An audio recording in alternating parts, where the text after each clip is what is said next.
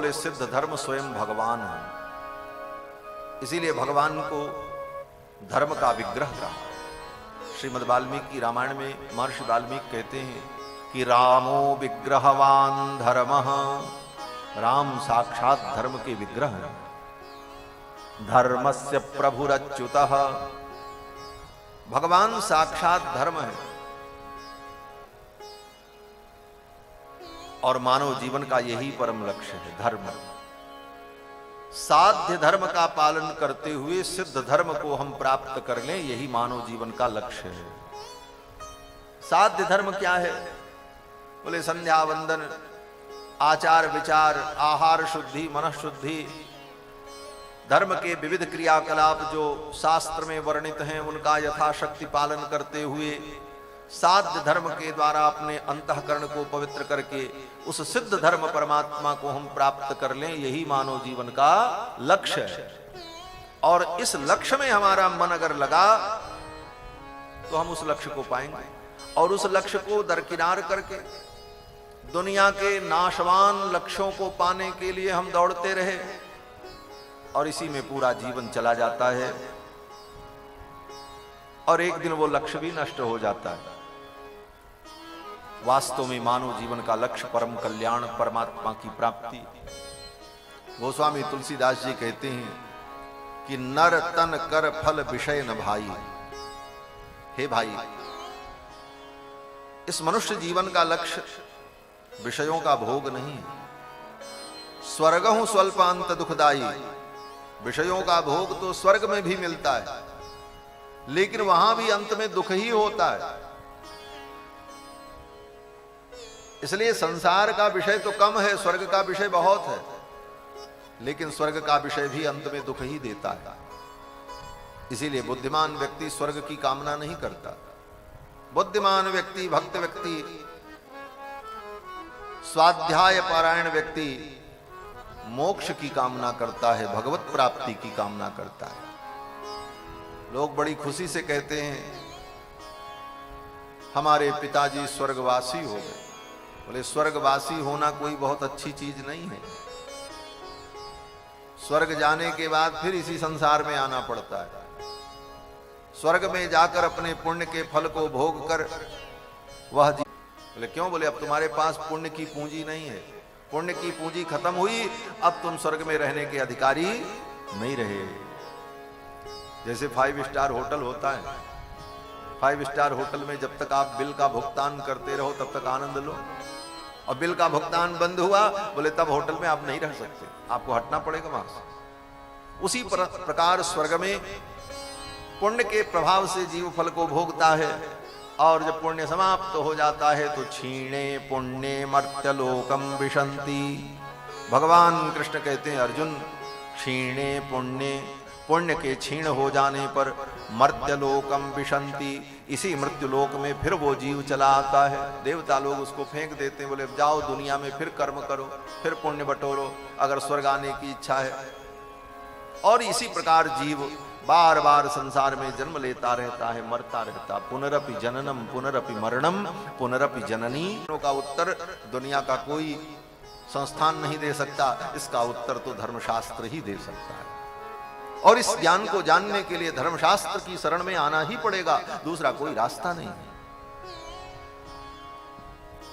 तो जीव के इस दुख को देखकर जब भगवान को करुणा होती है तब भगवान उस करुणा के परवश होकर उस जीव को मनुष्य जीवन देते हैं। चलो तुमको मैं एक बार अब मनुष्य बना रहा हूं और तुम्हें मौका दे रहा हूं। मनुष्य जीवन में तुम्हारे अंदर अपने मनोभाव को व्यक्त करने की वाणी होगी, क्षमता होगी, शब्द होगा। समझाने वाले भी तुमको मिलेंगे, गुरु मिलेंगे, ज्ञानी मिलेंगे। उसके बाद भी पूरा समझ न सके, कुछ भूल गए तो तुमको शास्त्र मिलेगा, शास्त्र में सारा ज्ञान विज्ञान रहेगा।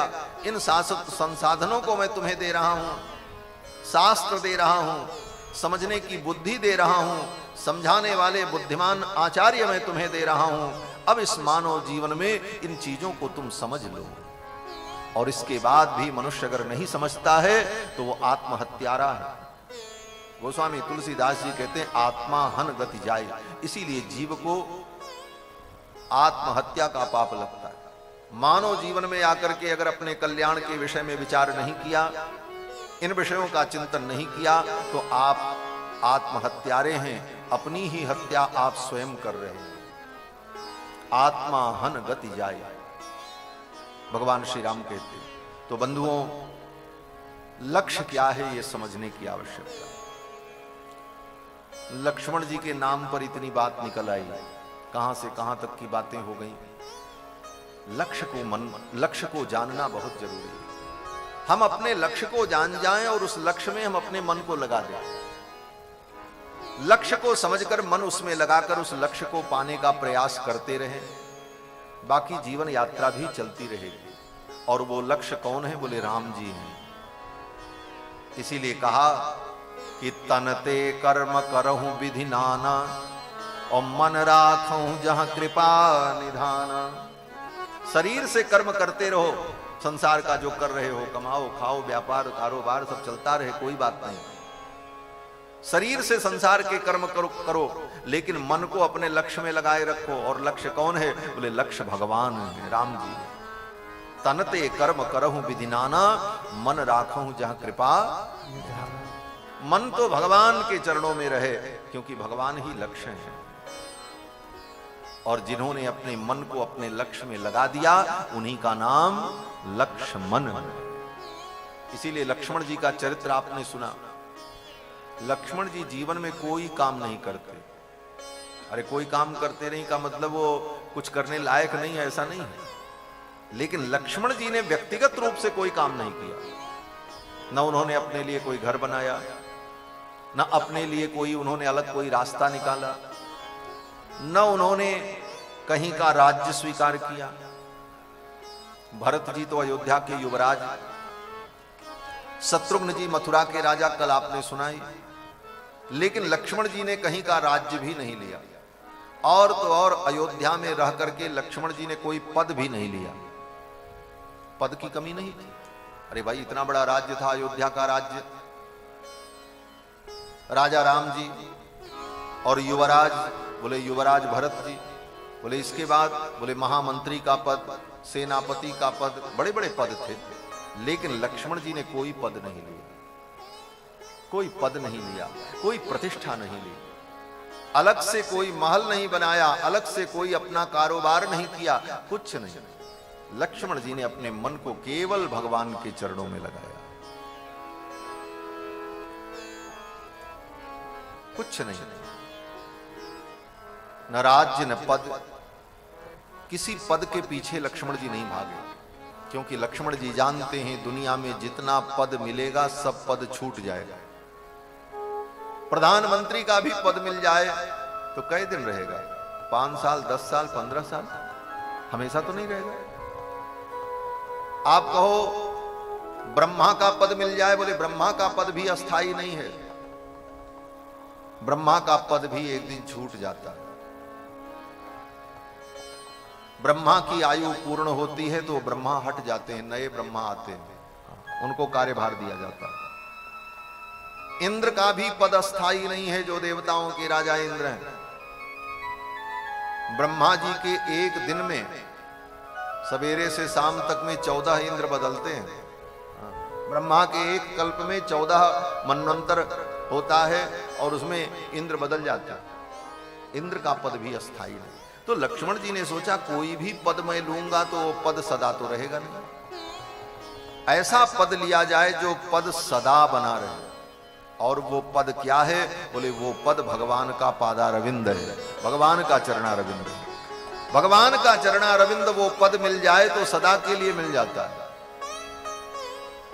वेदों ने कहा कि तद विष्णोः परमं पदम सदा पश्यन्ति सूरयः। भगवान का पद, भगवान का पादारविंद, उनके चरणों की प्राप्ति, बोले वो पद सदा के लिए मिलता है।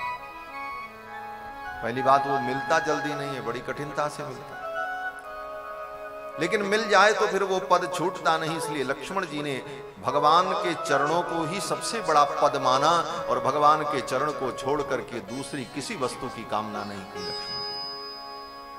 सदा राम जी के चरणों को ही पकड़े रहे और राम जी से कभी अलग नहीं हुए, अपने लक्ष्य में अपने मन को लगाए रखा, इसलिए इनका नाम लक्ष्मण है। पूरी रामायण आप पढ़ लो, सब राम जी से अलग हुए। यहां तक कि सीता जी भी भगवान से अलग होती हैं, उनको अलग होना पड़ता है, भले लीला में अलग होती हैं। रावण सीता जी का हरण करके ले गया तो सीता जी को राम जी से अलग होना पड़ा। आने के बाद सीता जी को वाल्मीकि जी के आश्रम में भेज दिया, सीता जी को राम जी से अलग होना पड़ा। राम जी अयोध्या में रहे तो भरत जी अपने मामा के घर चले गए, लौट करके आए तो राम जी वन में चले गए और भरत जी चित्रकूट से लौटकर फिर अयोध्या आ गए, राम जी से अलग रहे। शत्रुघ्न जी भी अलग रहे, यहां तक कि हनुमान जी भी। हनुमान जी तो बाद में राम जी को मिले, कहां? बोले किष्किंधा में मिले। विभीषण जी भी मिले, लेकिन लंका का राज्य मिला तो फिर राम जी जब अयोध्या आ गए तो विभीषण जी अपनी लंका चले गए। लेकिन लक्ष्मण जी कभी राम जी से अलग नहीं हुए, पूरी रामायण पढ़।